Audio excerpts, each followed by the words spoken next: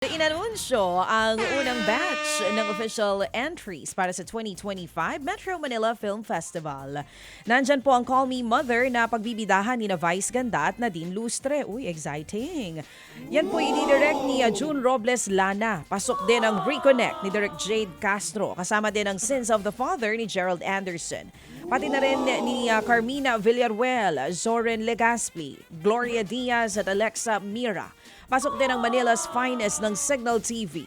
Bida po dyan, si Papa Piolo Pascual. Mapapanood din sa MMFF 2025 ang Shake, Rattle and Roll Evil Origins. Kasama dyan, sina Incognito stars Richard Gutierrez at Kayla Estrada. Sa September 30 naman ilalabas ang apat na iba pang entry. So alam na, ang uunahin natin sa December, Manila's Finest by Signal TV. Ako naman, huwag niyong istorbohin si Chairman kasi magiging abala na siya dito sa Film Ikaw Fest. naman. Sinasabi ko lang Hindi naman. ba official mandate nila? Huwag niyong istorbohin ngayon si Chairman Artes kasi nga malaking bagay ito. Itong Metro Manila Film Festival. As a matter of fact, mayroon silang hiring sa MMDA, di ba? Writer, video editor. Wow. Oo, kailangan daw nila. Hindi ko alam kung gagawa ba sila ng pelikula din. Saka-sakali. Anyway, sige po. So basta huwag niyong gagambalain si Chairman kasi panahon na ng Film Fest. Samantala po naman, abay nagkaayos na sina megastar Sharon Cuneta at veteran showbiz columnist at TV host na si Nanay Christy Fermin patapos nga pong magkademandahan noong pong nagdaang taon. Sa post po ng talent manager at host na si OG Diaz, magkakasama na sa larawan sina Sharon at ang kanyang asawang si Senator-elect Kiko Pangilinan at si Nanay Christy. Ayon po kay Mama Oj, nagkita ang tatlo sa hukuman para iurong ang kaso matapos nga pong mag-public apology ni Nanay Christy sa kanyang YouTube channel. Matatandaan pong nagsampa ng kasong cyber libel ang mag-asawa laban kay Nanay noong pong May ng 2024. Dahil sa manoy malisyoso at walang basihang opinyon laban sa kanilang pamilya. Ngayon nga po, nagkaayos na, it's better. Yan ang magandang balita. Good Alright, news so talaga yan. thank you so much. Eto naman. All is well. Magkakaibigan po naman talaga yan. Oo. Noong pa man. Ito. Inilabas na ang bagong official trailer ng Pinoy remake ng K-drama na It's Okay Not to Be Okay. Malalim ang hugot, malawak ang imahinasyon at matindi ang sikreto ng masakit na nakaraan. Base nga po sa trailer mga kapatid, yan ang aabangan sa serye ni Ann Curtis na gaganap po bilang si Mia, Joshua Garcia naman na gaganap bilang si Patrick. Excited na rin daw sila para dito, lalo't importanteng usapin ng mental health ang tema ng serye. Comeback teleserye yan ni Ann Curtis matapos ang 10 taon, kaya hindi raw siya nakahindi. Fan din siya ng Korean version ng It's Okay Not to Be Okay. Inaabangan na din ng fans ang ipapakitang chemistry at dynamics ni na Ann at Joshua on screen. Highlight din sa serye ang iba't ibang magagandang lugar, hindi lang po dito sa Maynila, maging sa Visayas. Mapapanood po ang It's Okay Not to Be Okay sa Todo Max Primetime 5. Dito po yan sa TV5 starting on July 21.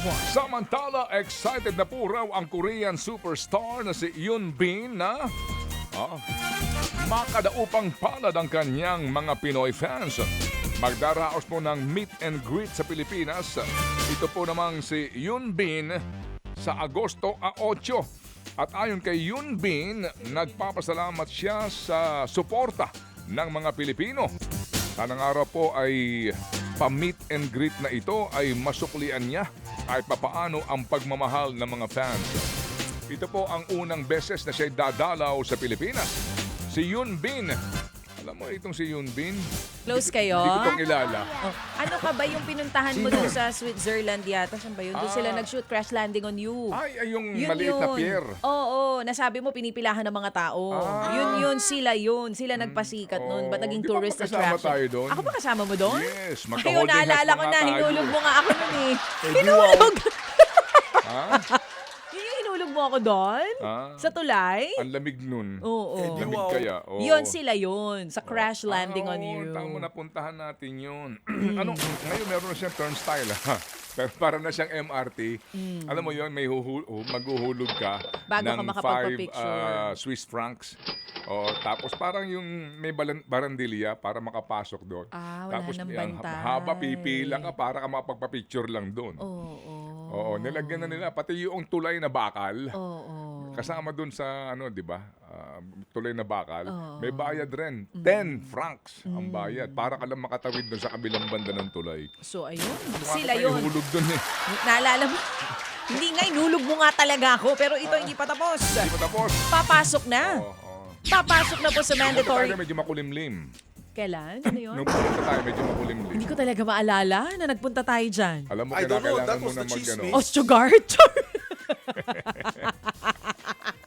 Kailangan mag-Osteogard para pag dinala mo ako daw walang Centrum. mananakit sa akin. Centrum. Centrum. Kailan kaya sila Centrum babalik? Advance. Kailan sila babalik? Ay, pabalik na. Narinig nila eh. O, ito. sige. Papasok na po sa mandatory military service ang members ng K-pop boy group na 17 na sina Hoshi at Woozi. Sino? Ayon sa kanilang agency, sa September 15 ang enlistment ni Woozi, nasusundan naman po ni Hoshi on 16. Dahil dyan, hindi muna sila makakasama sa upcoming promotions pero masusubaybayan sila sa mga pre-recorded content. Ito yun. Eh, dito. Ayan, Bakit yung mag-isa tulay. ka lang sa picture? Ikaw Kung kumuha sa magkasama- akin eh. Ba't wala tayong picture together? Meron dito. Ikaw. Oo. Tama ito yun. Oo nga. Oo. Oo. Nakita mo, yan yung tulay na yun. Mm. Ayun, nakita mo yan. O, yan. Oo, Oo, oo, tama. Oo. Buti hindi ka nahulog dyan. Pero ito mga kapatid, nauna nga pong i-enlist. Ay, hindi pa tayo tapos. Hindi pa ito na ang kamiyembro nila na sina Jonghan noong nakaraang taon at Wonwoo nito lamang Abril.